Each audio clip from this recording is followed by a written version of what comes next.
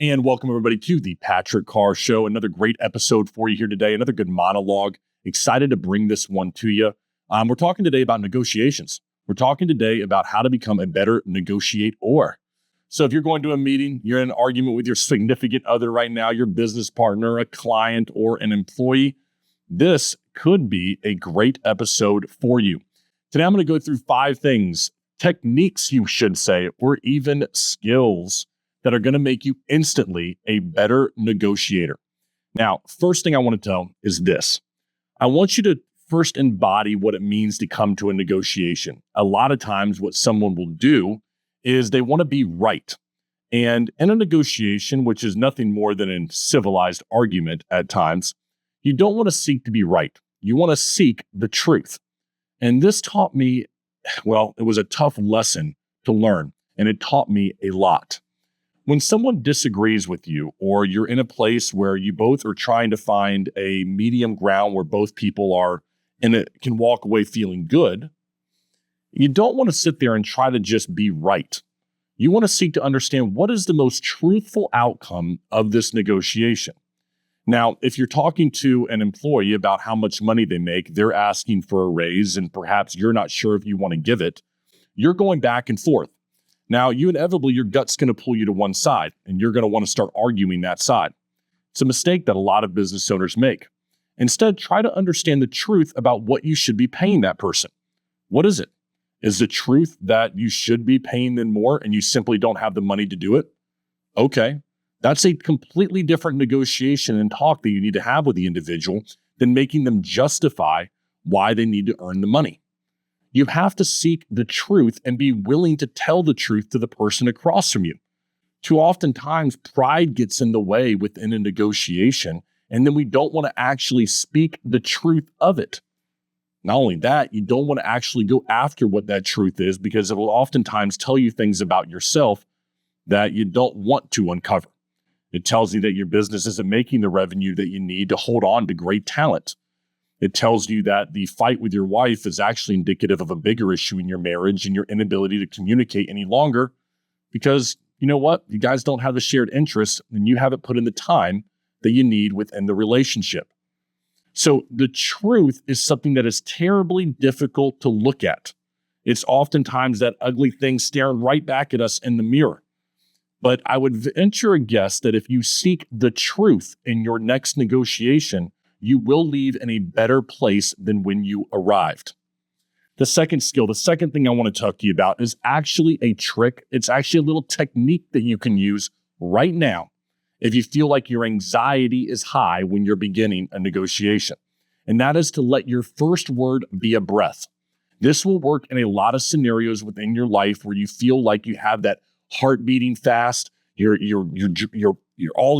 muscles are tense, you're not sure, you've got a lot riding on something, maybe you're making a big speech or a presentation, you're doing something you've never done before, maybe you're stepping in front of a camera for the first time. Anytime you feel that starting to boil up inside, your first word should be a breath. And I'm even going to take it a little bit further for you.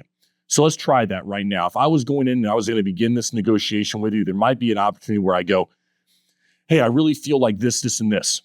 Or I can start by going,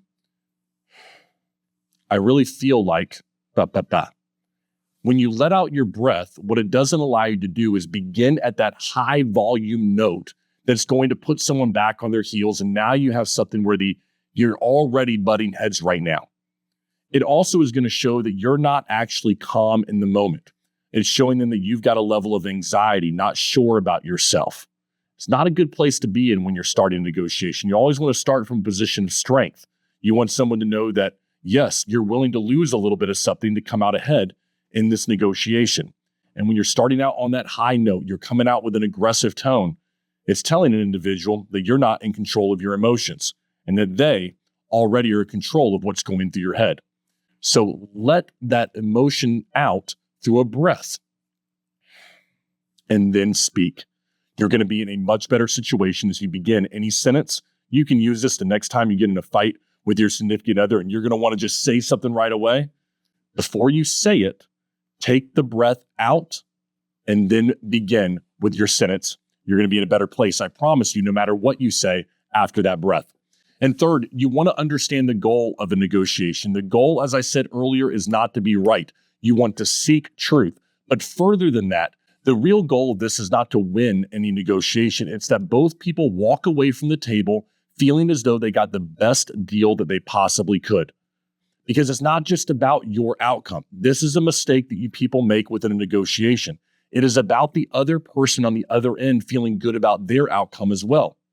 Take the example that we were just talking about with an employee coming to a boss or owner of a company and looking for more money. Yes, you could end the negotiation and feel good by just saying, no, I'm not going to do that for you.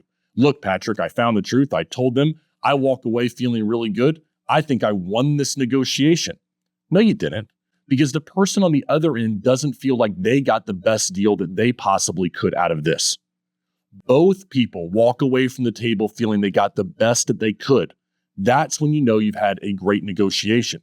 So taking our example again, if you did speak with the person and you didn't give them the raise because you didn't feel like they earned it, but they leave with a step-by-step plan of what they could do to be better at their position and then to be able to get that raise in the future, and they understand where they went wrong on this time, now they feel like they got a good deal. Now you've provided a step-by-step plan forward. That person wants to work harder. You didn't give up the money in the negotiation, and everybody is walking away winning in this scenario. A big difference from what we were talking about there the first time around. Now, number 4 is actually rule number 9 in Jordan Peterson's book, 12 Rules for Life. So I'm going to copy this one. You want to assume that the person you're speaking with knows something that you don't. Assume they have more knowledge in a certain area. Assume they've given more thought to something than what you have. And when you make this assumption, what you'll typically do is want to ask more questions. You want to dive into the conversation, seeking to understand their position even deeper, because you've given them the credit that perhaps they know something that you don't know. This is about putting your pride to the side. This is about really caring about the person that you're having a conversation with.